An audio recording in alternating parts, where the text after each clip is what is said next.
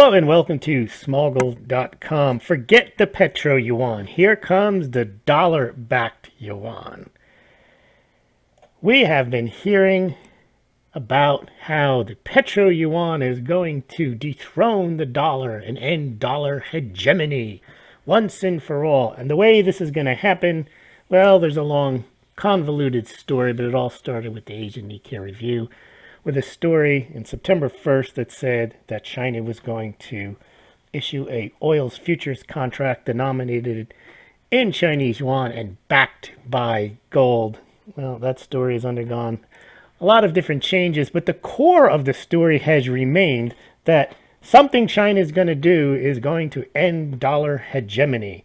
And part of it is that they are going to issue a yuan denominated oil's futures contract, and then the gold bugs got on it and decided that it was positive for gold because first it was going to be a contract that was backed by gold. No, it wasn't going to be backed by gold. It was going to be exchangeable into gold on the Shanghai Gold Exchange. And then once they realized that that probably wasn't announced, or definitely wasn't announced, and probably wouldn't happen because China is not going to allow its gold to leave China, and also why would they want to at the current price for that to happen, then they changed it to, well, the oil producers will take their yuan and they will go and buy gold on the COMEX or the LBMA, which of course has nothing to do with a gold-backed or gold convertible contract if it's up to the oil producer to go and do what they please, which they could always do. They can always go and buy gold.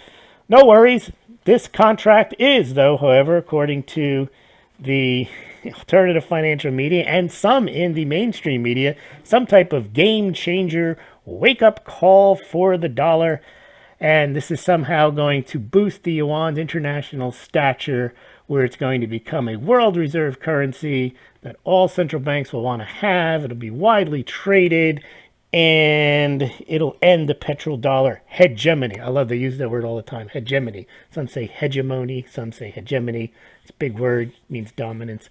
But let's take a look at really what's happening, because this story, first of all, as we've mentioned countless times on this channel, and I'm the only one other than Coase Jansen in this gold community that is actually trying to find the truth in this story, of which I've found none, other than there's going to be a oil-denominated, yuan-denominated oils contract. And, you know, people made a big deal out of the fact a couple of years ago when China was going to denominate a gold contract in yuan. That was a game changer, too. Nothing happened.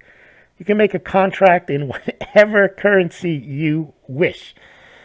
What's really happened? What has been announced? Well, yesterday, China issued a $2 billion worth of bonds denominated in dollars. Means they will borrow in dollars, they will pay back in dollars. A lot of people looked at that headline and thought, oh, China's dumping $2 billion.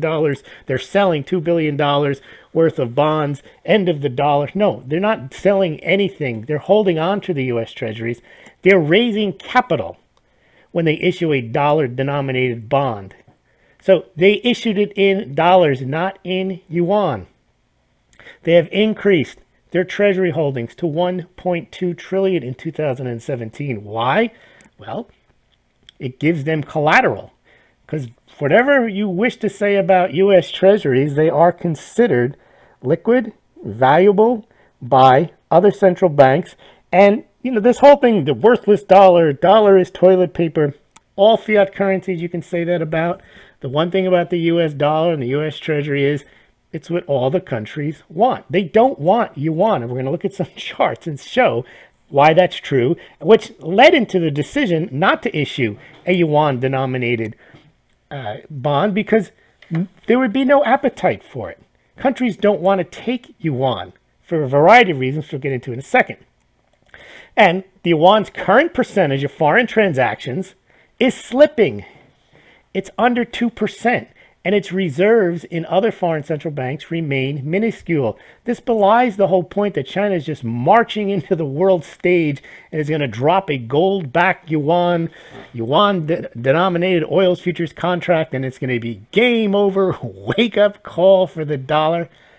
Let's take a look Let's take a look at what's actually happening. What's interesting is people have been so conditioned to believe this, and from the alternative media, and been hearing for years, dollar collapse, end of dollar hegemony, petrodollar, death of the petrodollar, China's on the move, China plays the long game, Sun Tzu, art of war, China's got gold.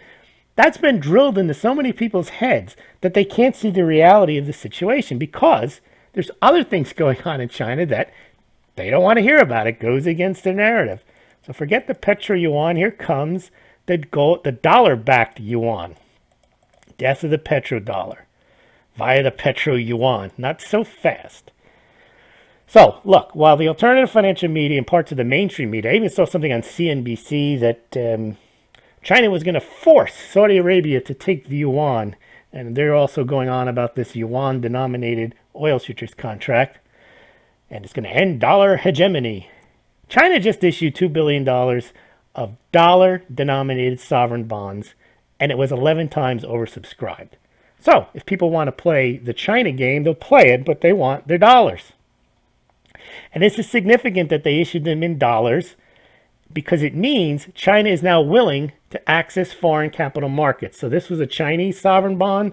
Guess what's going to happen next? All these state-owned enterprises and all these other local companies, they're going to have to reduce the reliance on just borrowing money from Mother China and try to go out and get money to borrow to keep up their Ponzi schemes of building ghost cities and infrastructure that they don't need and generating GDP. They're going to have to find it elsewhere. Well, good luck going out with that and trying to borrow money in yuan. This is a test to see if they can go outside of they need more debt, if they can go outside into the rest of the world and borrow more money to keep their debt-fueled growth going. Now, up until recently, China's nearly estimated 25 to 40 trillion in debt, and that doesn't include unfunded liabilities. That was domestic debt. They only have about 20 billion in foreign debt. This is a big mismatch. So they owe all this money, and everyone says, well, they owe it to themselves. It's no big deal. Well, say that about Social Security then. Just say to the United States, doesn't have a problem. All that unfunded liability stuff, that's just owed to... No, debt is debt. Doesn't matter. And China realizes that their debt to GDP is now 260 to 300%. And they need to find other avenues of debt. They can't just keep lending money to themselves, forgiving their own debt, and extending the terms. They've got to go outside and get more money. Where are they going to get it? Foreign capital. How are they going to get foreign capital? Well, one of the problems is, because they have capital controls, no one wants to invest in China.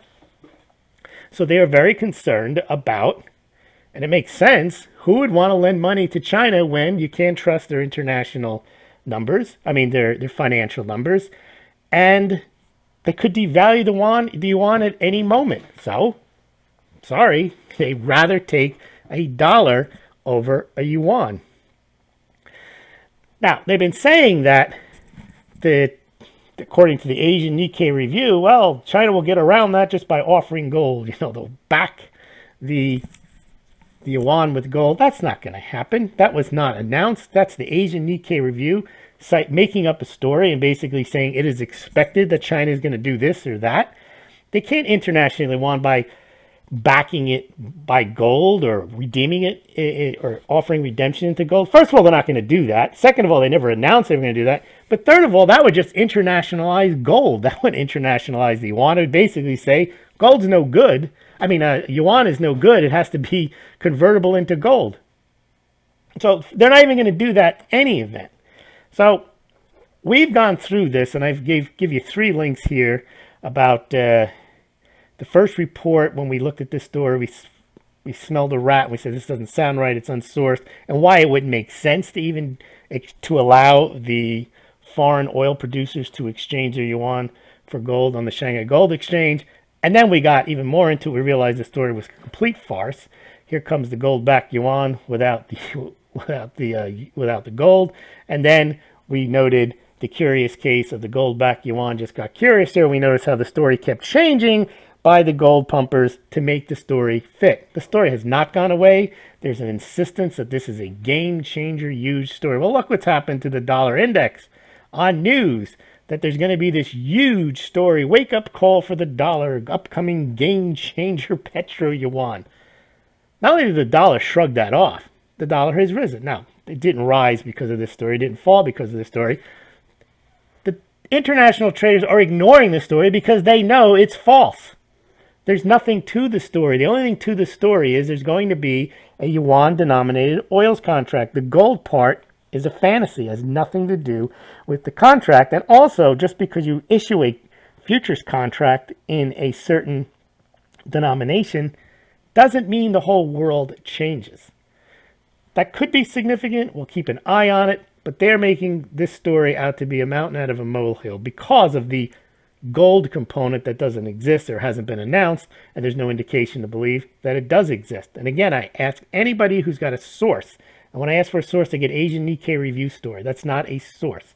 I want a source that China has said this, that there's been an announcement. They say, oh, China would never announce it. Sun Tzu, Art of War, keep your... No. China does announce things because if that's what you believe, that China just does stuff and keeps it hidden from you, then why would you ever invest in a Chinese instrument if you believe that they don't tell you anything they don't want to tell you? How about we don't pay you? But we're not going to tell you that. See, that's what I don't understand. They don't want to believe, the gold bugs, that China is not telling the truth about their gold, and that's some type of smart play. So do you want to invest with a country who you actually believe purposely deceives its adversaries because of Sun Tzu? The whole thing is ridiculous. China wants to have transparency. They know if they don't have it, they're not going to get foreign capital. But let's look at how far the progress is in internationalizing the yuan. Well, international payments have slipped from 2.8% in August 2015 to under 2% today. Here are the foreign reserves kept by central banks. And you can see the renminbi is, you can't see it. If you're on a cell phone, smaller device, you're not even going to see the little blip in the screen here. Central banks prefer to hold dollars, euros, and to a lesser extent, yen and pounds. What about all this dumping treasuries? China's dumping treasuries. They're going to dethrone the dollar. End of dollar hegemony. Hegemony. Well, yeah, there you go. They need more dollars, and they have more dollars. They got $1.2 trillion just in U.S. treasuries. End of dollar hegemony. Oh, but they have gold. Of course they have gold. And that gold is of some help, but it will not solve their massive mega debt monster problem. You can take a look at these charts. I've shown you what the People's Bank of China says they have, which is not much. At current holdings, it's only $76 billion worth at current prices. Actually worth less. I have it at $1,300 there. Oh, but they have more gold. Of course they do. They got gold all over China. So they have 20,000 tons. That's worth $803 billion. 3 months of QE. It's not that much. Oh, but they're going to revalue the price of gold. Maybe. And, that would be a huge deal if they did that. Let's say they get it to $10,000 an ounce, which would be a mega deal. Okay, so they have $6 trillion in gold. Yeah, but they owe $40 trillion and counting. So the amount of gold that China has, no matter how much they have to revalue it so high. And that would be such a shock to the system that China just wouldn't be unscathed if somehow they managed to unilaterally reprice gold. So this whole internationalization of the yuan, that somehow it's going to happen in 2 months because they're going to issue a contract. No, what's going to happen is they will issue a contract, denominated oils futures contract, denominated in yuan, and it'll gain some acceptance. Maybe it won't gain any acceptance. Let's say it gains acceptance. It's a slow process. It's not going to be game over for the petrodollar, and all of a sudden everyone's going to be trading in yuan, accepting payment in yuan, and then converting the yuan into gold, and the dollar is going to collapse, and gold's going to be $15,000 sometime in 2018. It's a nice little fantasy, and it's not beyond the realm that might happen, but the amount of people that actually believe it's going to happen in two months, that this contract's going to come out, and it's death of the petrodollar, game over, game changer. You got to remember, we've heard all these stories before, and it's gold set to skyrocket because China's going to shock the world or rock the global markets. Let's just follow this one. So far, first of all, there's no official announcement about anything to do with gold. It doesn't make sense for them to do anything with gold. And even some of the gold people who are promoting the story say the gold will not come from the Shanghai Gold Exchange. It'll come outside of China. Okay, we can all speculate. But the internationalization of the yuan is going to take years, if ever, to occur on a wide scale, because China has massive internal debt, little transparency into its financial reporting of that debt. It has capital controls, okay? That's going to make international investors wary of investing in Chinese companies and their sovereign debt. And that's why you saw them come out with a dollar-denominated bond, because that's what they knew they could sell. They could sell dollars. Thank you.